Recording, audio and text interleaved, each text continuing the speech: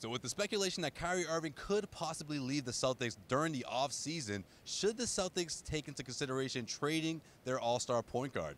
This segment is powered by betonline.ag. Head over to clnsmedia.com/win, enter the promo code CLNS50, and you can place your bet on the big game going down in Atlanta.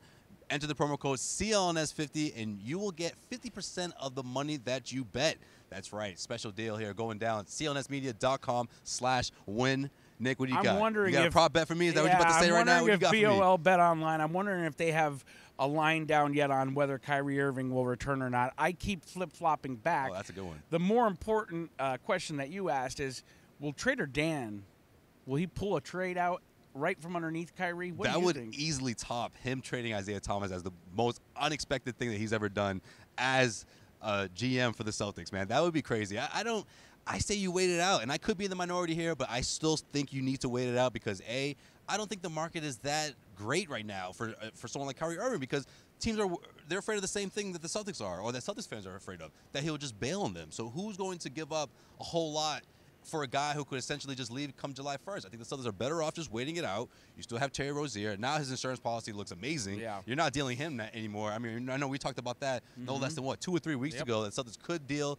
Terry Rozier. Now you keep him. He's your insurance policy. If you see Kyrie walk, that's an unfortunate plan, but hey, the Celtics still have plenty left in terms of what to do moving forward in that backcourt. Friday was so insane, Joe. I almost called you Kyrie. Josue, as you're driving down to New York quick to get there, right? I missed the shoot around. That's right. I'm in a meeting. The phone starts buzzing about Kyrie. My first reaction as a fan is, you know what, Danny, trade him.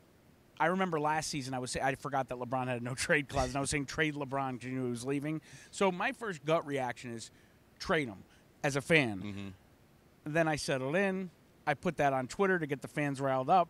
It worked. Which, of course, it worked. It worked. And when I think about it, I'm kind of with you, but I'm flipping.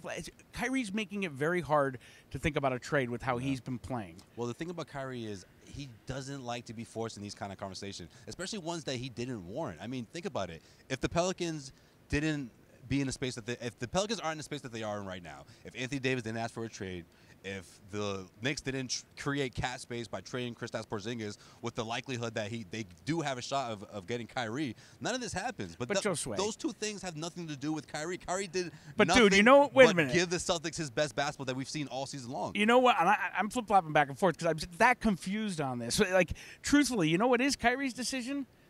To go after taking 2 games off on Celtics fans, right? Okay, he was injured, the hip. Right. Then he decides to come back in the Lions' Den in Madison Square Garden, talks to the media. I mean, it was really, really not. I think if you want to hide from that, or not hide, but maybe brush it under the rug. So you want hide to take behind the the Super Bowl. Yeah, I would have given. The Celtics have been playing fantastic with and without him. Give him another night's rest. Bring him back on Super Bowl Sunday when everybody look at the gym. Yeah, it's empty. Everybody's gone. What would have been the narrative, Nick? Kyrie's running away from the media. Kyrie doesn't want to take on the tough questions. It would have been his 3rd consecutive miss with the hip injury. No one would have thought anything of it. And the other side is Josue. He very easily could have said, you know what, guys, my preseason comments stand as were until I say otherwise. Next question. He didn't do that because he loves the drama. I'm a Kyrie fan. You know that. You go back and forth just like you are right now. You're going back on what you used to be. It breaks my heart to think of Kyrie leaving the Celtics. It's a bad look for the Celtics, and hell, it's a bad look for Kyrie.